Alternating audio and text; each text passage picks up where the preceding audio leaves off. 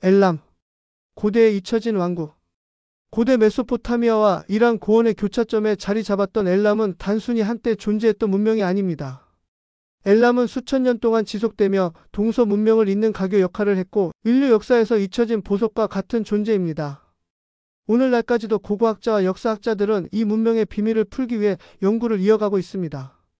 엘람의 매혹적인 기원, 독특한 정치와 사회, 메소포타미아와의 관계, 문화적 유산, 그리고 최후의 몰락에 대해 깊이 살펴보겠습니다. 엘람의 기원, 문명의 첫걸음. 엘람의 기원은 기원전 3000년경으로 거슬러 올라갑니다. 그 중심지는 바로 수산으로 이 도시는 메소포타미아 문명의 가장 초기 도시들과 비슷한 시기에 등장했습니다. 수산은 단순한 정착지가 아니라 엘람 문명이 가진 경제적, 정치적, 문화적 중심지로 발전했습니다. 이곳에서 발견된 토기와 예술품은 엘람인들이 메소포타미아의 영향을 받으면서도 자신들만의 독특한 정체성을 유지했음을 보여줍니다. 수산에서 발견된 초기 유물들은 매우 정교하며 특히 다양한 색의 도자기와 금속 공예품이 주목할 만합니다. 이들은 단순히 장식적인 요소를 넘어 엘람인의 종교적 세계관과 사회 구조를 반영한 중요한 자료들입니다. 엘람의 정치 체제. 엘람의 정치 구조는 고대 세계에서도 독특했습니다. 엘람 왕국은 때로는 중앙 집권적인 왕정으로 운영되었지만 수쿠메로 알려진 공동 통치 체제를 활용하기도 했습니다. 이 체제는 형제나 가까운 친족 간의 권력을 공유하며 통치하는 방식으로 권력의 집중을 방지하면서도 정치적 안정성을 유지하려는 시도였습니다. 엘람은 주변 국가와의 관계 속에서 정치적 지위를 확립했습니다. 바빌로니아와는 끊임없이 경쟁하며 때로는 동맹을 맺기도 했습니다. 바빌로니아와의 경쟁에서 엘람은 강력한 군사력을 기반으로 여러 차례 승리를 거두었으며 특히 바빌로니아의 신상을 약탈한 사건은 엘람의 군사적 우위를 상징적으로 보여주는 사례로 남아 있습니다. 엘람의 언어와 기록. 엘람 문명의 가장 흥미로운 점 중 하나는 바로 언어입니다.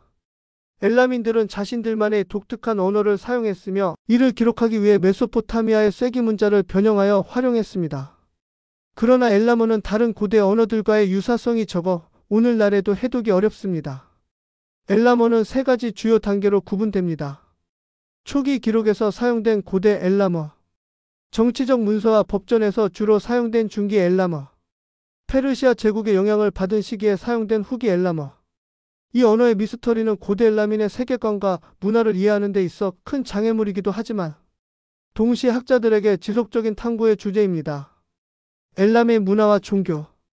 엘람 문명의 예술과 종교는 그들의 삶에서 매우 중요한 역할을 했습니다. 엘람인들은 다신교 사회로 여러 신을 숭배했습니다. 그중 가장 중요한 신은 후마반으로 그는 엘람인들의 주요 신으로 여겨졌습니다. 그의 배우자인 키리리샤 역시 중요한 위치를 차지했습니다.